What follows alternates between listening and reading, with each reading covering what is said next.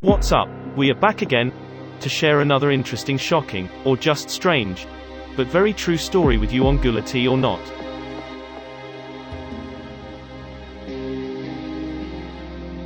Beth Thomas was just 6 years old when her deep blue eyes shocked American society.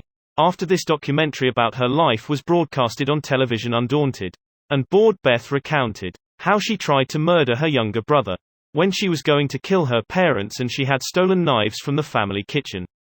Despite her short life, she had suffered brutal abuse from her biological father. The girl was being diagnosed with RAD.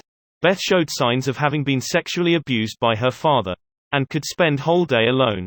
After began to show aggressive and sexual behavior that were gradually increased, mainly directed towards her brother but also toward her adoptive parents and domestic animals. People afraid of you, Beth? Uh-huh.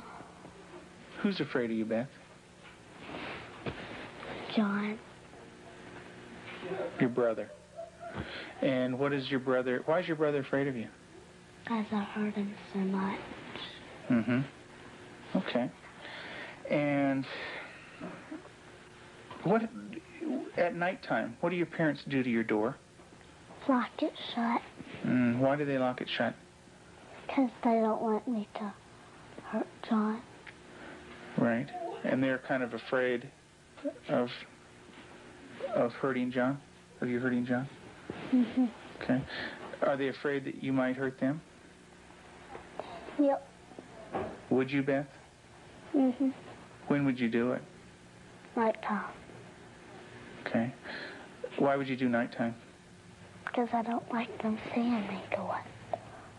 But they can feel me do it. Mm-hmm. And what would you do to him, Beth? Stab him. Okay. What would you stab him with? A knife.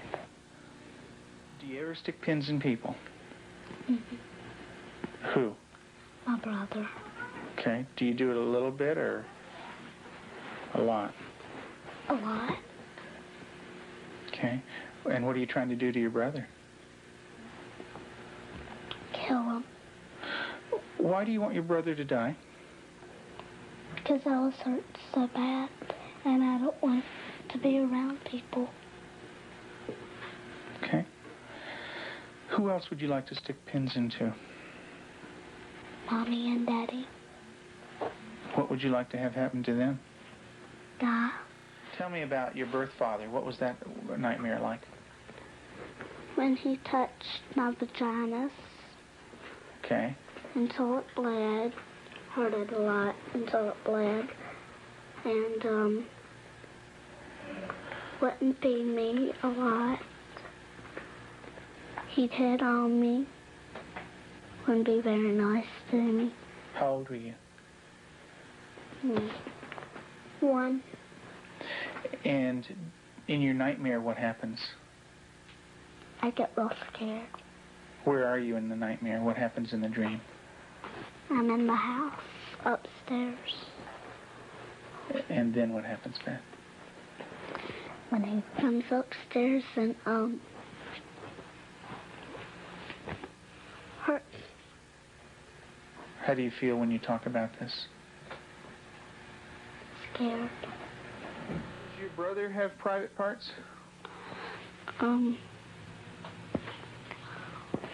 Yeah. Yeah? What is his private parts?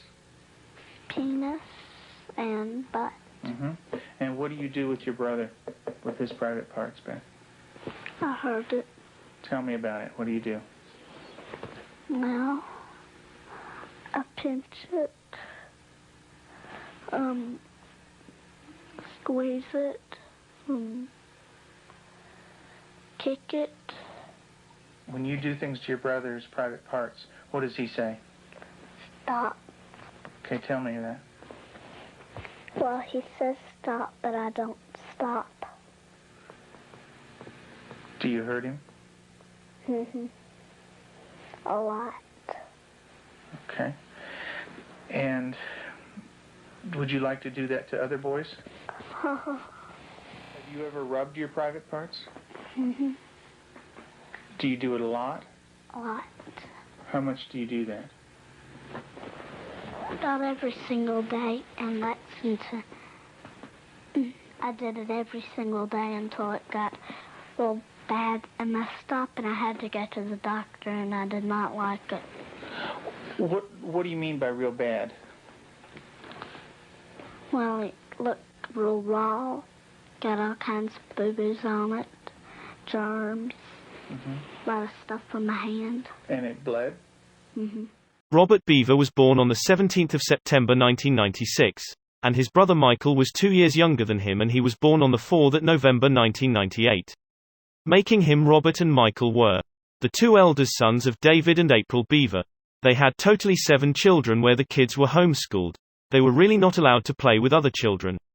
The oldest son, Robert Beaver, he had job not too far at the call center. On his laptop, Robert used to search up serial killer, mass shootings. He wanted to become thrill killer.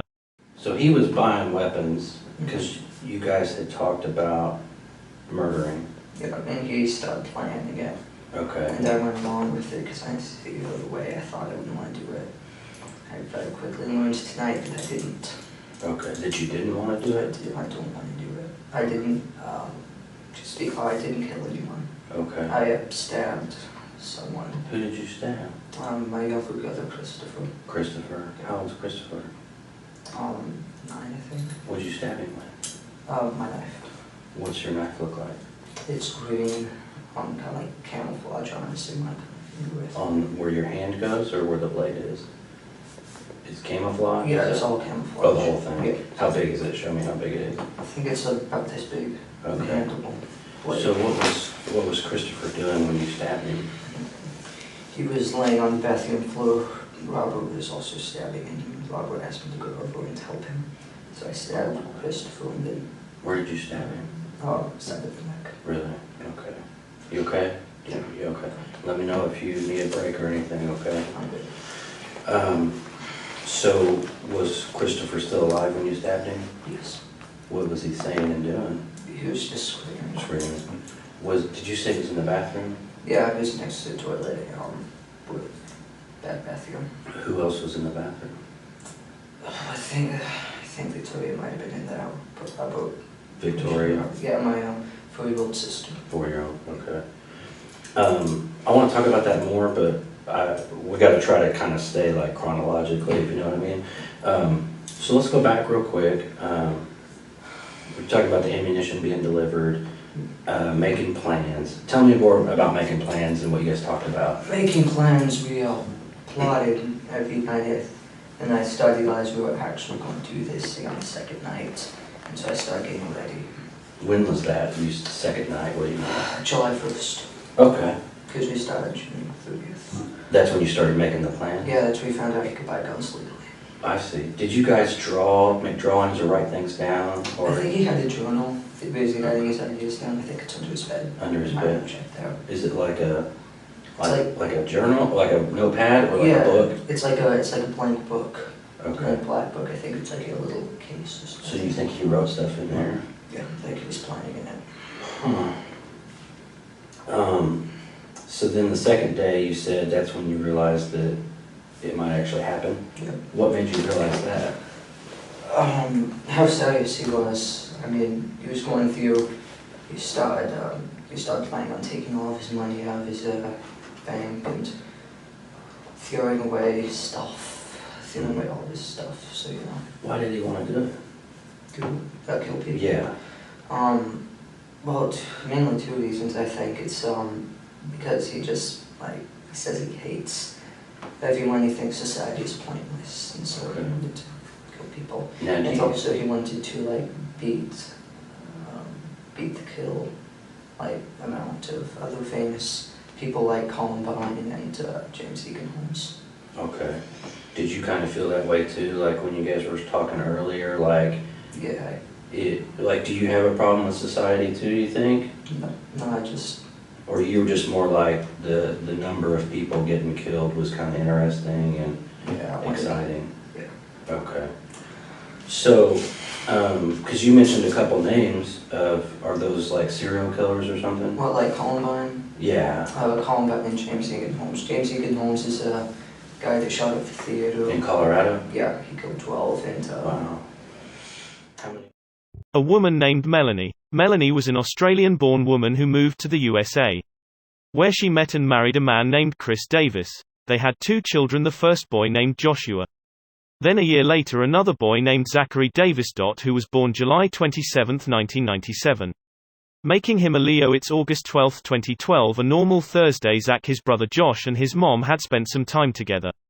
Gone to the movies together and just had like a good days and came home. And Zach was planning to run away. But so that night Melanie went to bed around 9 p.m. hoping to get a good night's sleep. With no idea what her son baby had in mind for her that night. About 2 hours after Melanie went to bed, Zachary Davis went into his family garage and retrieved a sledgehammer. Zach then walked to his mother's, stood outside her bedroom door for a little bit standing and hit sledgehammer in her head. And killed her.